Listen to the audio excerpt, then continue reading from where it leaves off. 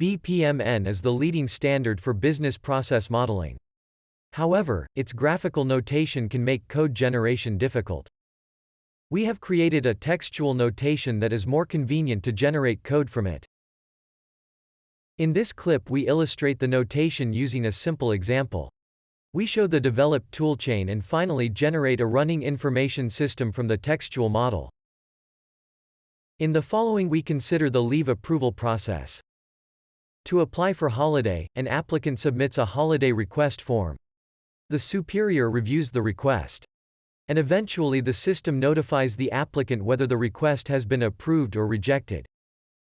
Let's recreate the same process in the textual notation. First we declare the package and any imports, similar to Java. Then, we define the process leave approval. The actual content follows within curly brackets. We first declare the request object, of type holiday request. The type is defined in the domain model we imported earlier. Then, we declare the tasks. Inputs and outputs for the task are specified with the keyword in and out.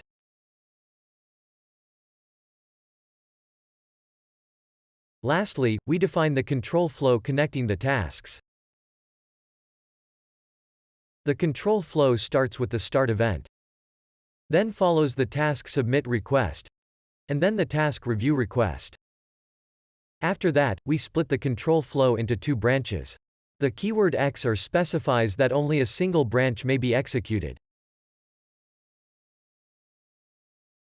Branching conditions are specified in OCL within brackets.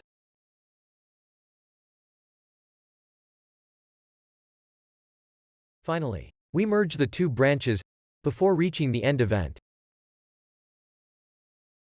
For processing models, we have created a powerful toolchain, available as a Maven dependency, and a command line tool. The command line tool supports two basic commands: verify and export. The verify command checks the model for any errors and control flow problems, such as infinite loops or deadlocks. To identify control flow problems, we scan the process for anti-patterns, and employ model checking. Let's verify the model we just created. No problems were found. Let us introduce an error, and run the command again.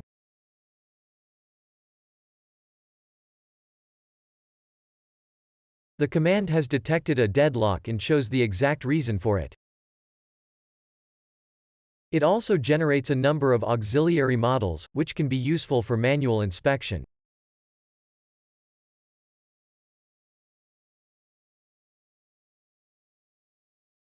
The export command converts the model into the standardized BPMN exchange format. Based on the export format, BPMN compliant tools can be used to analyze, execute, or simulate the modeled process.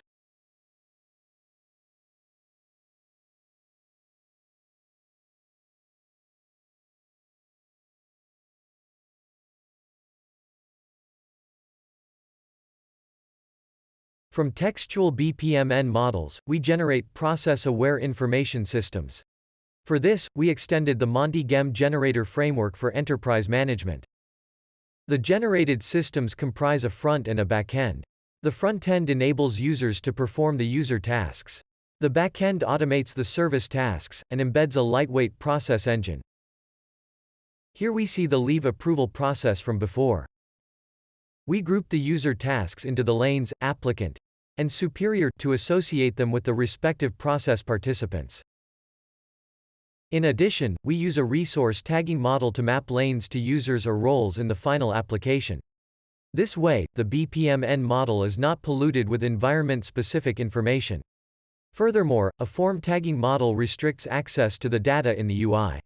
In the example, the applicant has no access to the field approved, and the superior may not edit the start and end date entered by the applicant. Let's have a look at the generated application. And start a holiday request. A new submit request task has been created. Let us start it.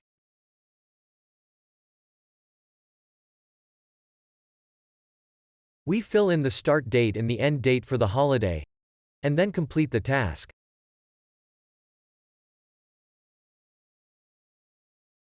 Now we switch to the admin user. The admin user has a new review request task assigned to his group. Let's claim it. After checking the dates, we mark the request as approved and complete the task. A service task in contrast is executed in the backend. For the notify approved task, we simply log that the holiday has been approved, but virtually any logic is possible.